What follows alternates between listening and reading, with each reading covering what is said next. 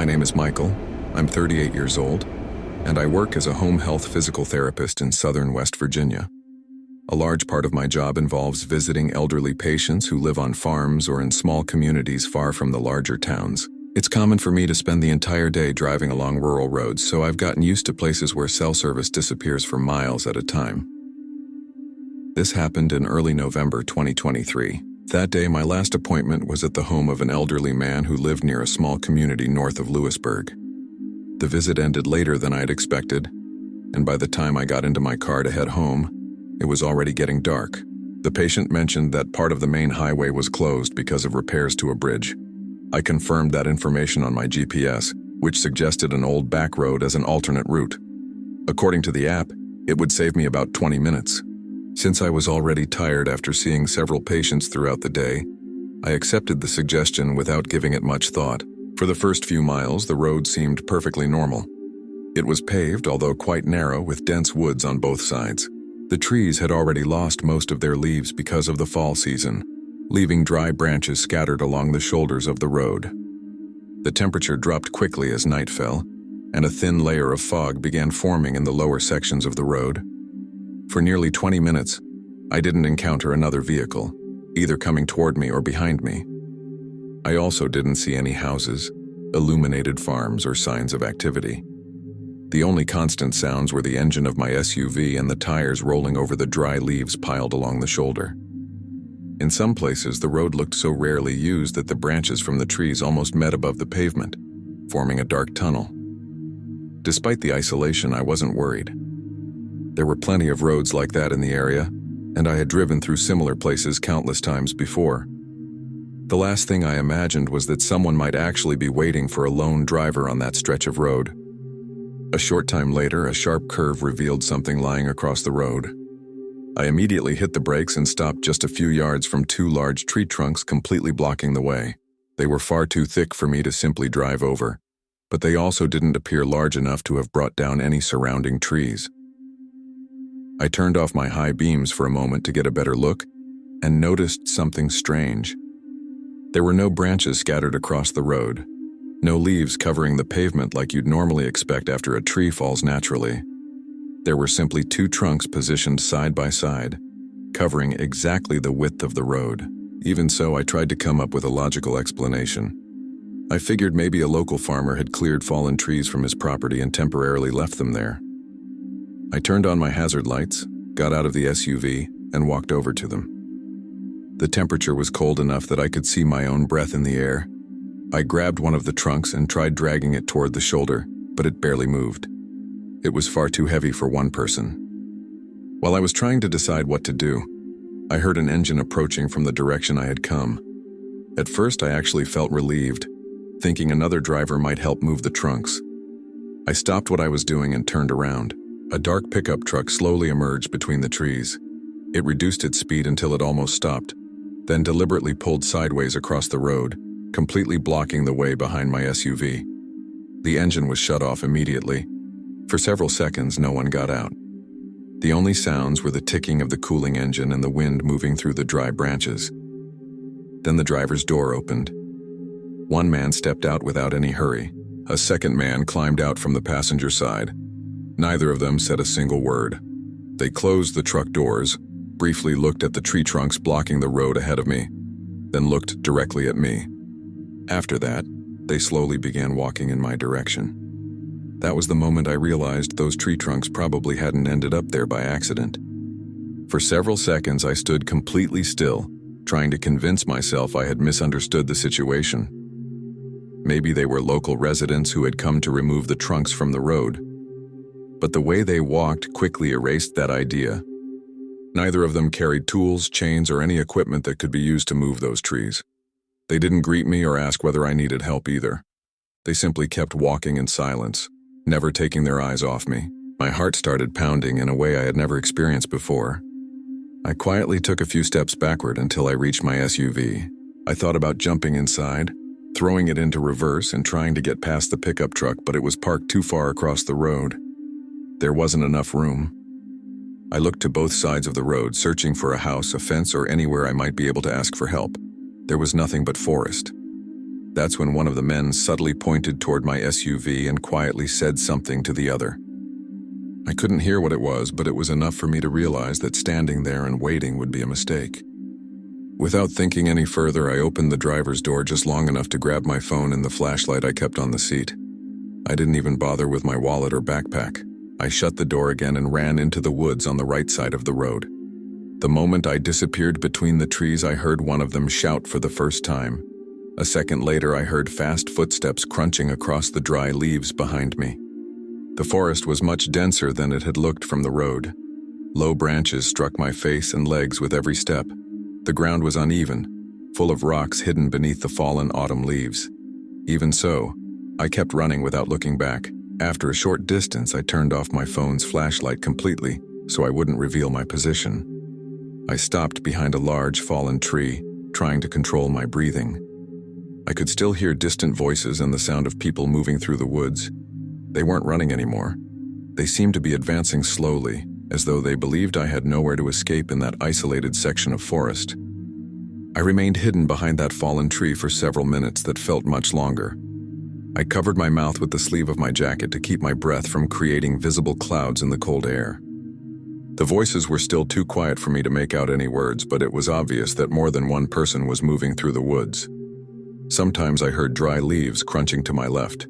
Then the sound would come from my right. It felt like they were searching without making much noise. I took out my phone again and tried calling 911. The screen still displayed no service. I continued moving slowly through the trees, always staying behind the thickest trunks I could find.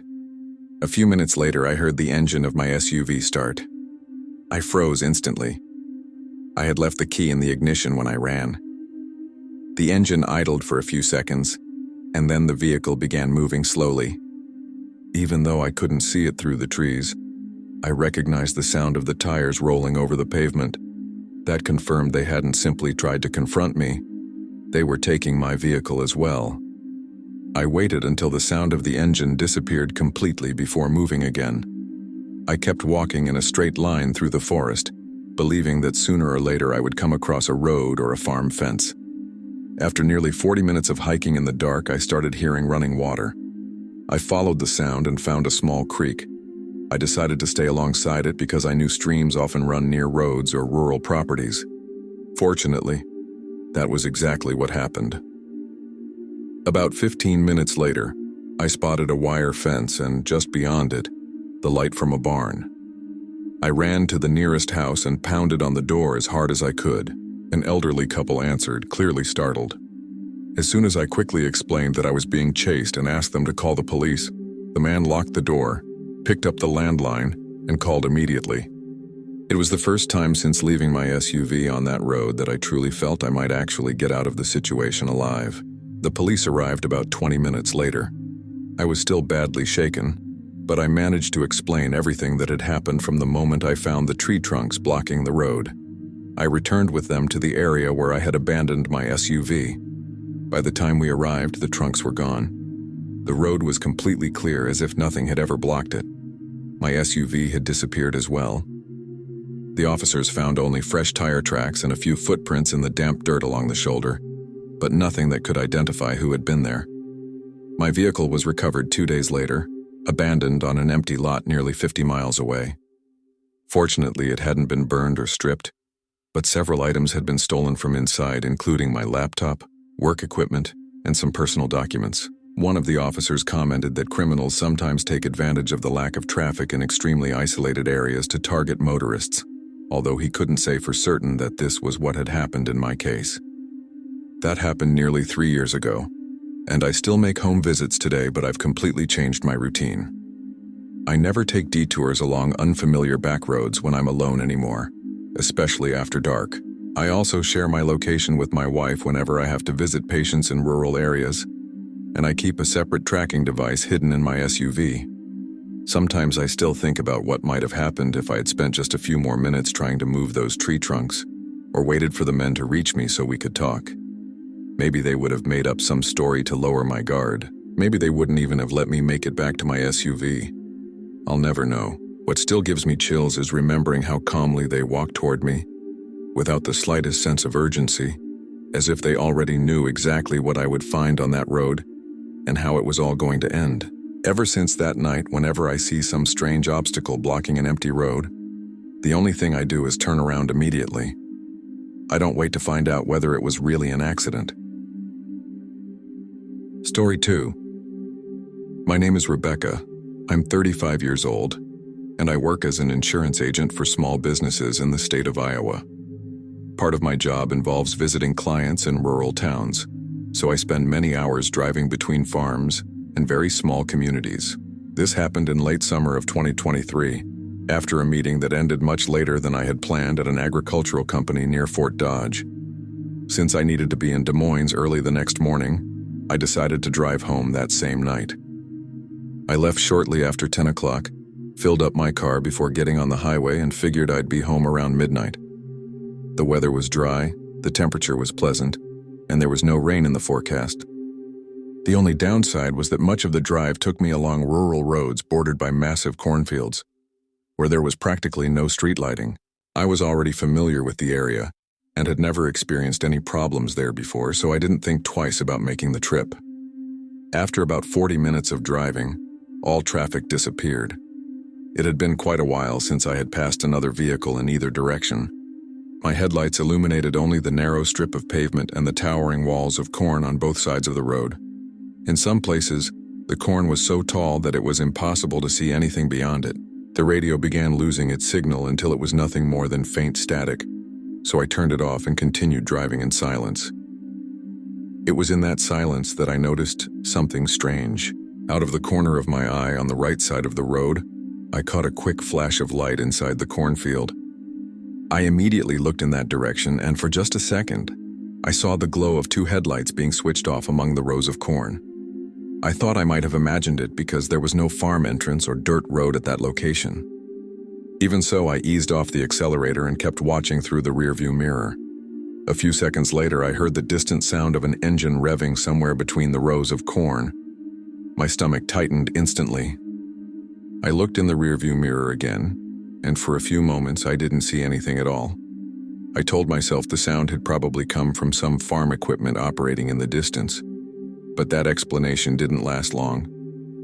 About 15 seconds later, a car appeared behind me, emerging from a narrow entrance hidden in the cornfield that I hadn't even noticed as I drove past. It entered the road without turning on its headlights. Only the small parking lights were visible for a few seconds. Then the low beams came on as well. I breathed a sigh of relief, assuming it was just a local farmer heading home. The problem began when I realized the driver wasn't trying to pass me. He wasn't slowing down either. He stayed exactly the same distance behind my car, almost as if he were copying every move I made.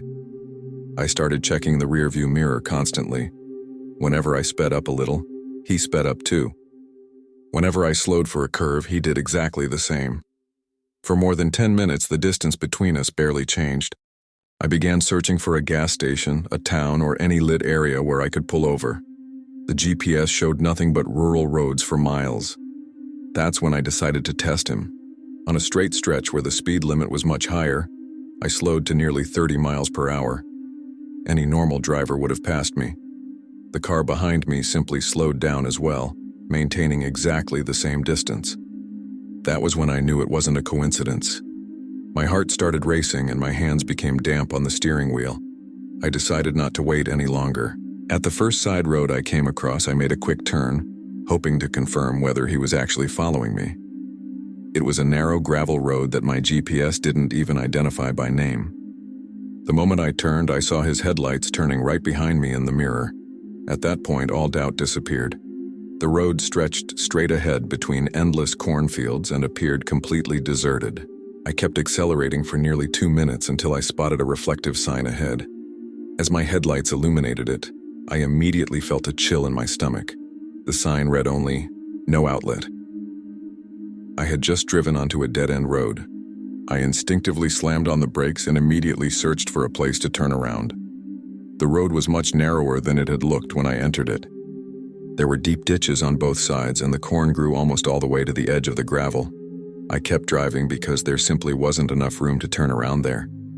About 300 yards later, the road ended at an old concrete grain silo, that had long since fallen into disrepair.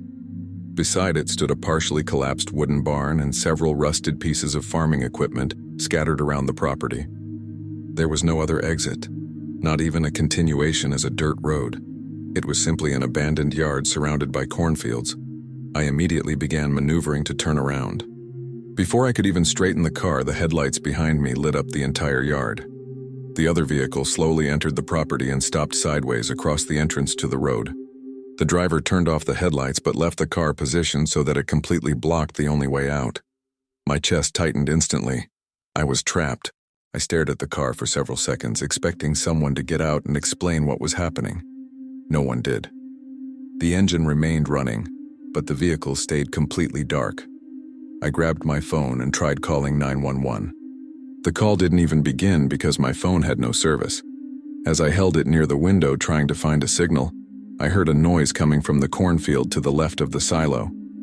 At first, it sounded like nothing more than the wind moving through the stalks. Then a small point of light appeared between the rows. It was a flashlight. A few seconds later, another one appeared on the opposite side of the road. Then another. None of them stayed still. The light slowly advanced through the corn, all heading toward the yard where my car was parked. What frightened me the most was that they remained pointed toward the ground, as if the people carrying them didn't want to reveal exactly where they were. They illuminated only their own footsteps as they silently approached. At that moment, I realized the car blocking the exit might have been only part of a much larger plan. My breathing became completely uncontrollable. I kept looking back and forth between the car blocking the exit and the small lights advancing through the rows of corn. I couldn't even count how many people there were because the flashlights disappeared and reappeared as they moved between the stalks. Sometimes I would catch only a quick flash before everything went dark again for several seconds. That's when I came up with an idea. Beside the silo was an old tractor that had been partially dismantled, and behind it was a narrow opening between the cornfield and a collapsed wire fence. It didn't look like a road, but maybe it was an access path used by farm machinery. It was my only chance. I shifted into reverse to gain some room and turned the steering wheel all the way. The driver of the other car remained motionless, never leaving the vehicle. That made me even more nervous because it felt like he was simply waiting for something else to happen. I took a deep breath, slammed on the accelerator, and aimed the car toward the opening beside the silo. The tires spun across the gravel before finally finding traction on the dirt. The side of my car scraped against the fallen fence with a loud metallic screech, but I kept accelerating without slowing down. The passage was narrow and uneven. Dry branches slammed into the mirrors and cornstalks scratched the paint as I drove forward, barely able to see where I was going. For a few seconds, I thought the car was going to get stuck, because the ground was soft in several places. Fortunately, after about 100 yards, the improvised trail connected with a service road used by tractors. As soon as I reached firmer ground, I glanced briefly into the rearview mirror. The headlights of the other car were still parked at the entrance to the yard, but the flashlights had already emerged from the cornfield and were now moving quickly toward the spot where I had broken through the fence. I didn't wait to see whether they would follow me. I kept driving as fast as I could until I reached a state highway about 15 minutes later. When my cell signal finally returned, I pulled onto the shoulder, my hands shaking so badly that it took me 2 attempts before I managed to call 911. The dispatcher stayed on the line with me until a sheriff's deputy met me at a gas station a few miles away. When the officers arrived, I still had trouble explaining everything because I was so shaken. I told them about the car that had emerged from the cornfield, the pursuit along the rural road, the abandoned silo, and the flashlights moving through the corn. One deputy wrote down every detail while the other photographed the damage along the side of my car, caused by the wire fence and the corn stalks. They asked if I could identify the exact location of the property. The following morning, a team returned with me to try to find it. We located the dead-end road, the silo, and the abandoned barn exactly as I had described them. However, there was no sign of the other car, no fresh tire tracks in the yard, and certainly no people anywhere nearby. One of the officers commented that the silo had been abandoned for many years and that almost no one ever used that road. A report was filed, but I never received any information indicating that anyone had been identified. It's been almost 3 years since that night, And I still work as an insurance agent, but I never again accept meetings that require me to drive through rural areas after dark. I've also stopped trusting my GPS blindly whenever it suggests shortcuts along unfamiliar roads. I always prefer staying on major highways, even if the trip takes longer. To this day, I still try to come up with a logical explanation for what happened. Maybe the car really was just traveling the same route. Maybe the people carrying the flashlights were farm workers or hunters. Taken separately, each detail could have an explanation. The problem is that they all happened at exactly the same time, in the one place where I had no possible escape route. What I've never been able to forget was realizing that those flashlights weren't searching for something in the cornfield. They were slowly moving toward my car, while the only exit remained blocked. Even now, whenever I drive along roads surrounded by cornfields at night, I find myself checking the rearview mirror far more often than I probably should. Story 3. My name is Tyler, I'm 21 years old, and at the time this happened, I was studying mechanical engineering at the University of Kentucky in Lexington. My parents live in a small town near Somerset, so I used to drive there on some weekends to visit them. That night, however, I was driving back from a friend's house in a rural area of Pulaski County. We ended up talking much longer than I expected, and I didn't get on the road until after 11 o'clock that night. Since I knew the area reasonably well, I decided to avoid the main highway and take a rural road that locals often used as a shortcut. My GPS confirmed that the route would save me about 15 minutes. I had driven that road several times during the day, although never at night. I was tired, but it was a quiet road, and I didn't think there would be any problem taking it one more time. The road was narrow, bordered by farms and small patches of woods. There were only a few houses, all spaced far apart, and virtually no lighting other than my car's headlights. The radio had lost its signal quite a while earlier, so I drove in silence, listening only to the engine and the sound of the tires rolling over the pavement. After nearly 20 minutes without passing another vehicle, my headlights illuminated an old wooden bridge crossing a wide creek. It looked very old, with dark wooden planks and low guardrails on both sides. I slowed down considerably because that type of bridge always makes a lot of noise when a car drives across it. I was about halfway over the bridge when I saw a man standing several yards ahead. He was wearing denim overalls, work boots, and a worn-out baseball cap, exactly like many farmers in the area. The moment he noticed my car, he began waving both arms frantically, signaling for me to stop. Instinctively, I hit the brakes, rolled the window down a little, and asked if something had happened. The man quickly approached the driver's side but stopped about 6 feet away. He seemed to be breathing heavily. He pointed toward the road just beyond the bridge and said his pickup truck had run off the road and into a ditch a few minutes earlier. He explained that his phone had no signal and asked if I could help pull the truck out, or at least give him a ride somewhere he could make a call. While he spoke, he kept glancing back toward the road as if he were worried about something. The story sounded completely believable. In that area, cell service really did disappear frequently, and I knew that minor accidents on rural roads were common. I agreed to check it out. I drove slowly across the rest of the bridge while he walked several yards ahead of me, continually pointing toward the place where he claimed the truck had ended up. As soon as we crossed the bridge, he gestured toward a curve just ahead and said the vehicle was right beyond it. I rounded the curve expecting to find a pickup truck sitting in the ditch or at least fresh tire tracks in the dirt. There was absolutely nothing there. The road remained completely empty in both directions. I slowed down and continued another couple hundred yards, thinking maybe I had misunderstood his directions. Still, I found no vehicle, no broken glass, no skid marks, and no signs of a recent accident. That's when I looked into the rearview mirror to ask again where exactly the truck was. The man was no longer behind my car. I assumed he had stopped at the curve, so I turned around and slowly drove back toward the bridge. As my headlights once again illuminated the wooden structure, I immediately felt a chill in my stomach. A dark sedan was parked sideways across the entrance to the bridge I had just crossed. It occupied almost the entire width of the road. Its headlights were off. Only the silhouette of the car completely blocking my way back was visible. At that moment, I looked forward again and saw the farmer reappear in the middle of the road. He was slowly walking toward me alone, with no sign whatsoever of the pickup truck he had supposedly driven into the ditch. At that moment, Every explanation I had been trying to come up with vanished. I quickly looked into the rearview mirror again to confirm that the sedan was still blocking the entrance to the bridge. It hadn't moved. The engine appeared to be running, but the headlights remained off. I couldn't see who was inside. I looked forward again. The man kept walking toward me without showing the slightest sense of urgency. The distance between us slowly grew shorter. He no longer seemed out of breath or made any gestures asking for help. He simply walked while staring directly at my car. My heart started pounding so hard that I could feel my pulse in my hands gripping the steering wheel. I grabbed my phone and tried calling 911, but the screen displayed no service.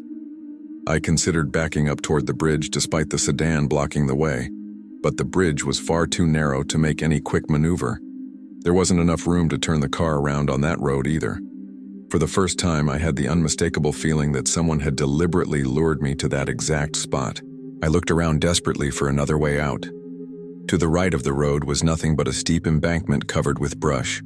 On the left stood an old wooden fence separating the road from an open pasture. It wasn't a good option, but it seemed better than staying trapped between the man and the car. When he came within about 20 yards of me, I turned the steering wheel sharply to the left and slammed on the accelerator. The car crashed through the fence, smashing two wooden boards with a tremendous bang. The suspension slammed hard as the car dropped down the small embankment on the other side, but I managed to keep control. I continued driving across the pasture while the car bounced violently over the uneven ground. I didn't look back until I had crossed nearly the entire open field. The man had stopped near the broken fence. He didn't try to chase me. He simply stood there watching my car drive away. At the same time, the sedan slowly pulled away from the entrance to the bridge and drove back onto the road. The moment I saw its headlights come on for the first time that night, I pressed even harder on the accelerator. I drove across the pasture for nearly a mile until I found an open gate leading to a gravel road. My car had suffered considerable damage. One of the tires was nearly punctured after hitting several large rocks, and the front end scraped the uneven ground multiple times, but it was still running. I never stopped. I followed the gravel road until I reached a state highway, where I finally began passing other vehicles. A few minutes later, my phone signal returned. I pulled into a gas station that was still open and immediately called 911. I explained everything that had happened, from the man asking for help on the bridge to the sedan blocking my way back. A county deputy arrived about 20 minutes later and listened to my entire account. As we talked, he examined the damage along the side of my car and the broken pieces of fence that were still lodged near the front bumper. At least that helped confirm that I had indeed driven through private property to escape from something. The following morning, I accompanied two officers back to the area where everything had happened. The bridge was still there, exactly as I remembered it. However, there was no sign of the man, the sedan, or the pickup truck he had claimed was stuck in the ditch. They also found no evidence of a recent accident nearby. The only remaining evidence was the broken fence in the pasture where I had escaped. The officers filed a report, but they never contacted me again to say they had identified either the man or the vehicle. To this day, I still believe the request for help was nothing more than a way to lure me across the bridge and into a stretch of road where I would be completely isolated. Since that night, I have never again stopped to help someone alone on a rural road in the middle of the night. If I see someone asking for help, I call 911 as soon as I find a signal or drive to the nearest police station. I'd like to believe I made that decision out of an abundance of caution. But every time I remember that man reappearing on the road, calmly walking toward me after inventing a pickup truck that never existed, I'm certain it was the only reason I made it home alive. Story 4. My name is Scott. I'm 42 years old, and I work selling agricultural equipment to farms across several Midwestern states. I spend practically the entire week traveling from town to town, visiting clients and conducting demonstrations on rural properties. This happened in early spring of 2024, when I was driving back from a meeting near Russellville in rural Arkansas. My destination was a hotel in Conway, where I planned to spend the night before continuing my trip the following morning. I left the farm late in the afternoon, and for the first few hours, the drive was completely uneventful. However, as night fell, a storm developed much faster than the weather forecast had predicted. First came the strong winds, Then heavy rain began pouring down, drastically reducing visibility. Within minutes, driving on the main highway became extremely dangerous. My windshield wipers could barely keep up with the amount of rain, and there were moments when I could see only a few yards beyond the hood of my car. I decided to leave the highway and wait for the rain to ease up. My GPS showed a small secondary road that ended at a rural property a few miles ahead. I figured I might find a barn, a gas station, or a house where I could wait out the storm. The road was narrow, paved, lined with trees, and completely dark. After several minutes of driving through the rain, my headlights illuminated a single house at the very end of the road. It was an immediate relief. Every light in the house was on, both downstairs and upstairs. There was also an old pickup truck parked beside a barn, reinforcing the impression that someone was awake. I parked near the front porch, shut off the engine, and ran to the front door, trying to shield myself from the rain with the briefcase I was carrying. I knocked twice and waited. No one answered. I knocked again, this time a little harder. While I waited, I thought I saw the curtain in the window beside the door move ever so slightly, as if someone were watching me from inside. Yet despite the obvious movement in the house, no one opened the door or said a single word. I waited a few more seconds on the porch, trying to hear any sounds coming from inside the house. The rain hammered against the metal roof, drowning out almost everything else, but I still thought I could hear very faint footsteps on the other side of the door. I called out, asking if anyone was home, and explained that I only needed somewhere to wait for the storm to pass for a few minutes. There was no reply. The curtain moved again briefly before becoming completely still. That started making me uncomfortable. If people were really inside, why would they simply pretend the house was empty? I figured maybe they were elderly homeowners frightened by the sight of a stranger arriving that late at night. I decided not to push the issue. I walked back down the porch steps and hurried through the rain toward my car, completely soaked by the time I reached it.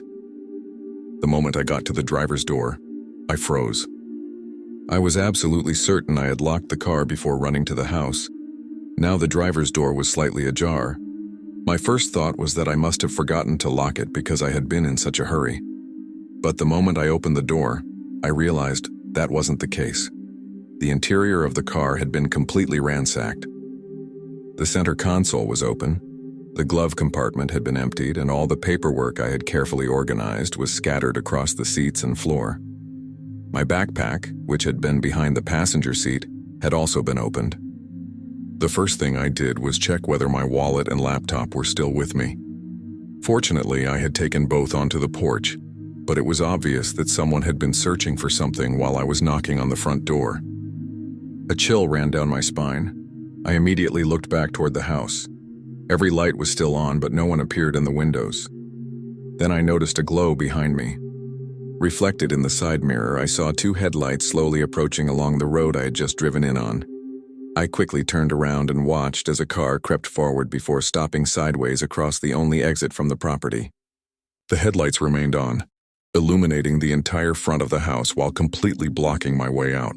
For several seconds, I stood frozen beside the open driver's door. The rain continued pouring down, water streaming down my face as I tried to understand what was happening. The car blocking the exit remained motionless, its engine running and its headlights flooding the property with light. I couldn't make out who was inside because the rain reflected off the windshield. My first instinct was to jump into my car and try to leave before it was too late. But before I did, I glanced back toward the house one more time. That's when I noticed something else. The front door, which had remained shut the entire time I had been knocking, was now slightly open. Not much, just a few inches. I was absolutely certain it had been completely closed when I walked off the porch. The opening was too narrow to see inside the house, but wide enough to make it obvious that someone had opened it after I left. I felt my stomach tighten. Whoever was inside had waited until the exact moment I walked away. I quickly got into my car, locked all the doors, and started the engine. It fired up immediately, giving me a small sense of relief. I shifted into reverse, hoping to find some way around, but one glance in the rearview mirror told me it wouldn't be easy. The car blocking the road had been positioned deliberately. As I assessed the situation, I noticed movement on the front porch. One man slowly stepped through the now open front door. Another followed right behind him. Neither of them seemed bothered by the storm. They walked slowly, staring directly at my car. At the same time, the driver's door of the vehicle blocking the exit opened as well. Another person got out and stood beside the headlights, silently watching everything unfold.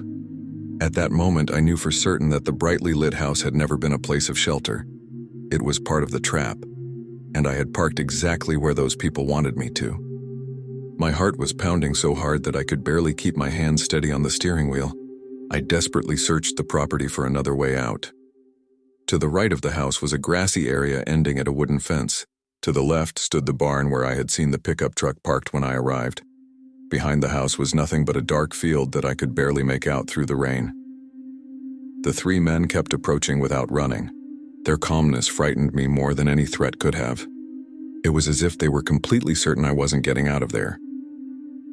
Then I remembered the pickup truck beside the barn. While the men continued approaching from the front, I accelerated toward the left side of the property. I drove so close to the barn that my right side mirror scraped against the wooden wall. My plan was to squeeze through the space between the parked pickup truck and the side of the barn, circle around the front of the house, and reach the road from another angle. For a few seconds, I thought I wasn't going to make it. The ground was completely soaked and my car began sliding in the mud. I kept my foot firmly on the accelerator. Finally, the tires found traction and the car lunged forward. When I emerged from the other side of the barn, the vehicle blocking the exit was still parked sideways across the road. However, the driver realized I was coming at full speed and tried to climb back inside. He didn't have time to finish. The driver's door was still partially open when I accelerated straight toward the narrow gap between the front of his car and a drainage ditch beside the road. I squeezed through with only inches to spare. My front bumper scraped violently along the side of his car, ripping off part of its side mirror. I heard someone shout behind me, but I never looked back. The moment I reached the main road again, I kept accelerating as hard as I could, despite the pounding rain, without slowing down for several miles. I drove until I found a gas station that was still open 24 hours a day. As soon as I parked beneath the brightly lit canopy, I realized my hands were still shaking so badly that I could barely turn off the engine. I walked into the convenience store completely soaked and asked the clerk to call the police while I tried to catch my breath. A short time later, a state trooper arrived and listened to my entire story. I told him about the storm, the house with every light on, the moving curtains, the ransacked interior of my car, and the second vehicle blocking the exit from the property. He photographed the collision damage on my car and asked whether I thought I could locate the road again during daylight. The following morning, I accompanied a team back to the area where everything had happened. After searching for a while, we found the secondary road. The house was still there, but it appeared completely abandoned. Every light was off. There was no pickup truck beside the barn, and no one answered when the officers knocked on the front door. They also found no recent evidence that anyone had been living there. I never received any follow-up telling me that those people had been identified. The officers filed a report, but they said there wasn't enough evidence to connect the house to what had happened that night. Since then, I still travel to visit clients, but the way I travel has changed completely. If a storm forces me off the highway, I'd rather wait inside my car at a gas station or in a busy parking lot. I never again drive alone down rural roads looking for help at isolated properties. I still think about that night whenever I see a single illuminated house in the middle of nowhere. What bothers me the most isn't remembering the men walking through the rain toward my car. It's remembering that someone entered my vehicle while I was only a few yards away, knocking on the front door, and managed to do it without making a single sound that caught my attention. To this day, I believe that if I had stayed on that porch for just a few more minutes waiting for someone to answer, I probably never would have had the chance to tell this story. Story 5. My name is Hannah. I'm 29 years old and I work as a nurse at a regional hospital in northern Wisconsin. For several years I worked the night shift, so it was common for me to drive home alone along rural roads before sunrise. Most of the route passed through forests, small farms, and completely isolated stretches where cell service frequently disappeared.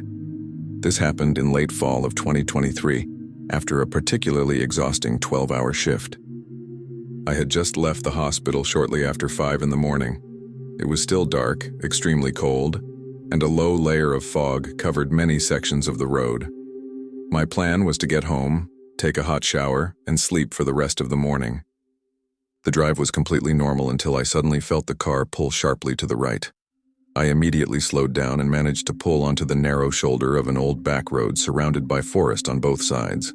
As soon as I got out of the car, I realized the right rear tire was completely flat. I took the spare tire and jack out of the trunk, but I quickly discovered I wouldn't be able to fix it by myself. One of the lug nuts seemed to be completely seized, and no matter how much force I applied with the lug wrench, it simply wouldn't budge. After nearly 15 minutes of trying, my hands were already numb from the cold. I got back into the car, turned on the heater, and called my insurance company's roadside assistance service. The representative confirmed my information, asked for my approximate location, and said she would open a service request to send a tow truck. Because the signal was very weak, the call started breaking up several times. At one point, I thought she had finished the call after saying she would try to locate the nearest available service provider. Even so, I remained inside my car waiting. The sky was still completely dark, and for several minutes, not a single vehicle passed along that road. About 10 minutes later, I saw two headlights appear in the distance through my rearview mirror. An old pickup truck slowed down and stopped several yards behind my car. The driver got out almost immediately. He was a middle-aged man wearing a heavy work jacket, work boots, and a dark baseball cap. He walked up to my window and motioned for me to lower it a little. I cracked it open just slightly. He asked if I was having trouble, and I explained that I had a flat tire and had already called my insurance's roadside assistance. As soon as he heard that, he shook his head and said I would end up waiting all morning. According to him, tow trucks in that area usually took 3 or 4 hours to arrive. Then he offered me a ride to a repair shop that he claimed was only a few miles away. I thanked him and said I'd rather stay in my car until the roadside assistance arrived. He insisted again. He said it wasn't safe to stay parked on that road and repeated that he could take me there without any problem. I gave him the same answer. I explained that I had already told my family where I was and that I would wait for the tow truck. His expression changed ever so slightly. His smile disappeared for a brief moment before he shrugged and slowly walked back to his pickup truck. I thought he was going to leave, but he didn't. Instead of driving away immediately, he remained sitting inside the cab with the engine running for several minutes. I could see only his silhouette through the windshield. Every so often, he seemed to glance toward my car. That started making me very uncomfortable. I picked up my phone to check whether there had been any update on my service request, but there were no messages. I decided to call roadside assistance again to confirm the estimated wait time. After several attempts to complete the call, I finally reached another representative. As soon as I gave her my name, she asked me to wait while she looked up my request. Then she said something that made my stomach drop. She couldn't find any open service request under my name. I explained that I had already called about 15 minutes earlier and provided all my information.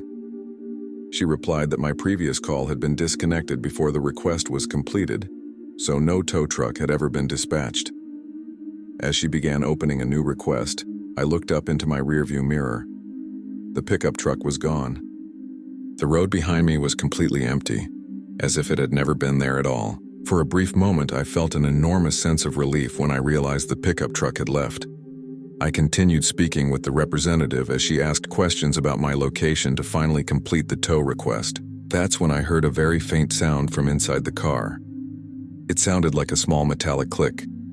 At first, I assumed it was just part of the dashboard contracting because of the temperature difference. But then I heard it again. I slowly turned my head and looked into the interior rearview mirror. The rear driver's side door handle was moving very slowly. Someone was trying to pull it from the outside with extreme care, as if they didn't want to make any noise. My entire body froze. I quickly looked toward the rear window, but the dark tint and the lack of light made it impossible to see who was there. I gripped the phone so tightly that my fingers began to ache. The representative asked several times whether I was still on the line. I managed to answer only that someone was trying to get into my car. She immediately told me to lock all the doors again and not leave the vehicle under any circumstances. As she spoke, I heard the handle being pulled 2 more times, this time with slightly more force. Then came a soft tap against the body of the car near the trunk. It sounded as though the person was slowly walking around the vehicle without any sense of urgency. I looked through the driver's side mirror but didn't see anyone. Then I checked the passenger side mirror. Still nothing. Whoever was outside stayed exactly where I couldn't see them. My heart was pounding so hard that I could barely hear the representative's voice. She informed me that a sheriff's deputy had also been dispatched because of the situation and instructed me to keep pressing the horn continuously if I noticed any attempt to force entry into the vehicle.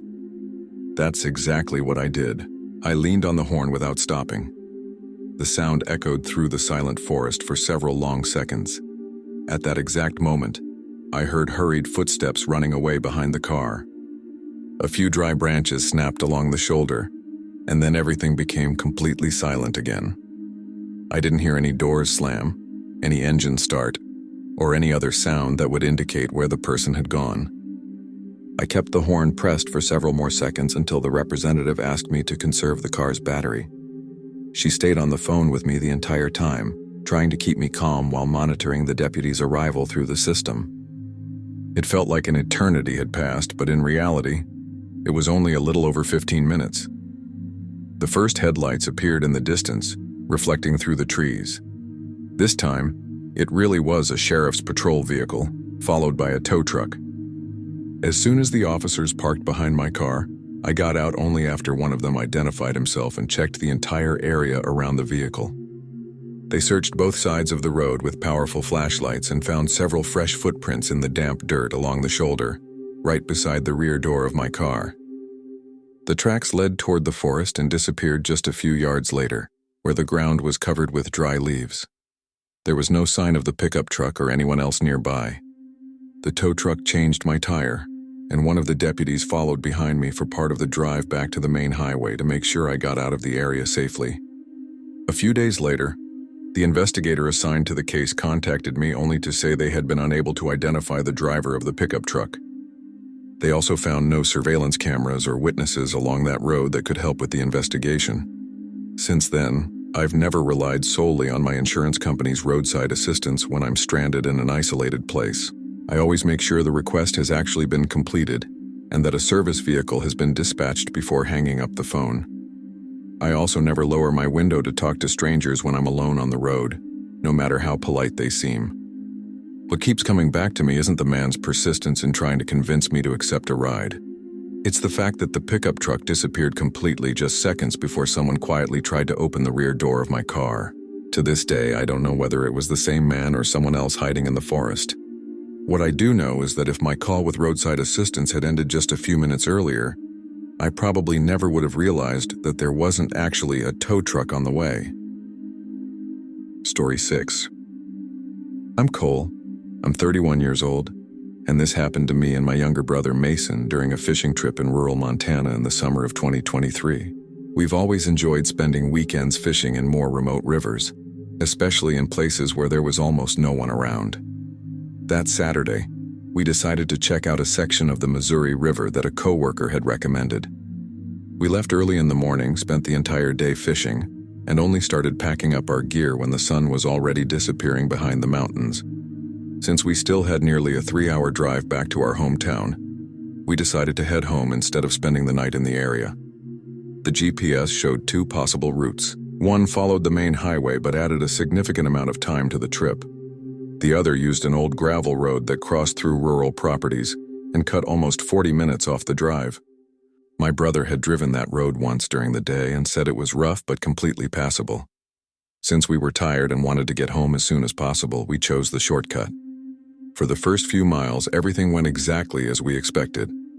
The road was narrow, covered with loose gravel, and surrounded by open fields broken up by small patches of woods. There was almost no traffic. In nearly half an hour, we didn't pass a single other vehicle. We also didn't see any lit-up farms or any sign of people. The only light came from our pickup truck's headlights and the moon, which occasionally appeared between the clouds. We talked about the fishing trip while the radio unsuccessfully searched for a station. After rounding a sharper curve between 2 low hills, my headlights illuminated something completely unexpected. Several lanterns had been placed directly on the ground, forming a straight line from one side of the road to the other. There were at least 8 or 9 lanterns, all identical and evenly spaced. There were no traffic cones, warning signs, maintenance trucks, parked vehicles, or people nearby. Just that row of lights completely blocking the road in the middle of nowhere. I instinctively hit the brakes and both of us stared at it without understanding what we were looking at. We sat there for several seconds trying to come up with a logical explanation. My first thought was that some kind of road crew was working or marking a dangerous section ahead, but one look around made it obvious that none of that made sense. There were no machines, trucks, tractors, or any kind of work equipment. There weren't even any voices. The place was completely silent. My brother suggested that maybe someone had left the lanterns there to warn drivers about a fallen tree farther up the road. Even so, it was strange that no one was around. I slowed down even more and stopped the truck about 15 yards from the first lantern. We watched them for nearly 30 seconds. None of them moved. No one appeared to explain what was going on. I decided it wasn't worth getting out to investigate. I shifted into reverse to turn around and find another route. The moment the truck started backing up, something happened that I'll never forget. The last lantern in the row, the one farthest away from us, simply went out. At first, I thought its battery had died, but less than 2 seconds later, the lantern beside it also went dark. Then another, then another. The lights began disappearing one by one, always from the far end toward the middle of the road, as if someone were switching them off in sequence. My brother immediately told me to step on it and get out of there. I kept backing up as fast as I could over the loose gravel. When only 2 lanterns remained lit, I noticed movement among the trees on the left side of the road. Then I saw more movement on the right. The final 2 lanterns went out at exactly the same time. For a brief moment, the darkness was almost complete. Then, under the faint glow of the moon and our headlights, we could make out several silhouettes emerging from the trees on both sides of the road. They were men. I couldn't tell exactly how many, but there were definitely more than 4. None of them ran or shouted. They simply walked straight toward the truck, spread out along both shoulders of the road, as if they already knew exactly where we were going to stop. At that moment, my brother started yelling for me to forget about turning around and just drive in any direction we could. The problem was that the road was far too narrow to make a full turn. Continuing in reverse was our only option.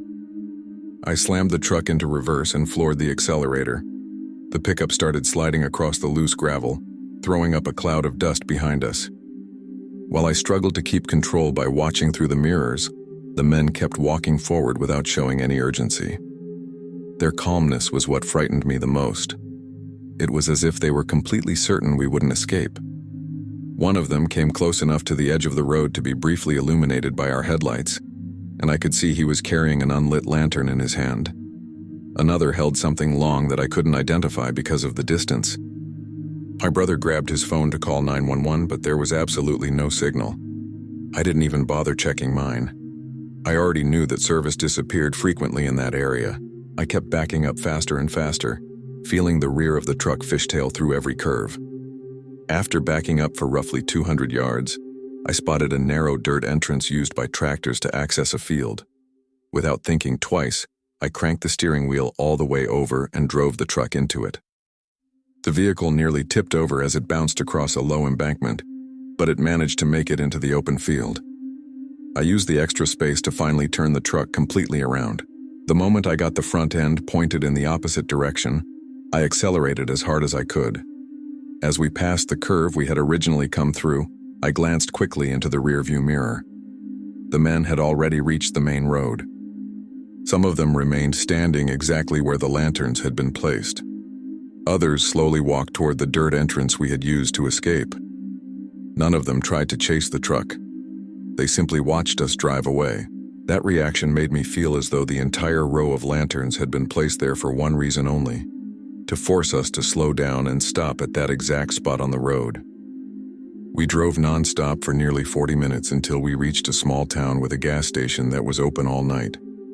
As soon as we parked beneath the canopy lights, we immediately called the county sheriff's department. We explained everything, from the row of lanterns blocking the road to the men emerging from the woods as the lights went out. 2 deputies met us at the gas station shortly afterward and took our statements separately so they could compare our accounts. The following day, we returned to the area with them. We found the curve, the gravel road, and even the dirt entrance we had used to escape, but there was no sign of the lanterns. They also found no visible footprints, most likely because farm vehicles had traveled the road that morning. The deputies simply commented that the area was extremely isolated and recommended that we avoid using that route at night. A report was filed, but we never received any information indicating that anyone had been identified. It's been a few years since that fishing trip, and my brother and I still go fishing together, but we never use shortcuts along gravel roads after dark anymore. We'd rather spend extra time on the main highway than save a few minutes in completely deserted areas. To this day, we still try to come up with a logical explanation for that row of lanterns. Maybe there was some reason we never discovered, but there's one detail neither of us has ever been able to forget. The lanterns didn't go out randomly. They went out the exact moment we started backing up, as if someone had been waiting only for confirmation that we had stopped at that spot. And immediately after the last light disappeared, those men emerged from both sides of the road at the same time. If I had decided to get out of the truck to move the lanterns before turning around, I'm certain our story would have ended very differently. I'm really grateful for staying until the last minute. It's always good to know that you're here, listening to every detail. If you liked it, comment which part was the scariest for you. And of course, sign up to keep listening to stories as dark as this one. See you in the next video.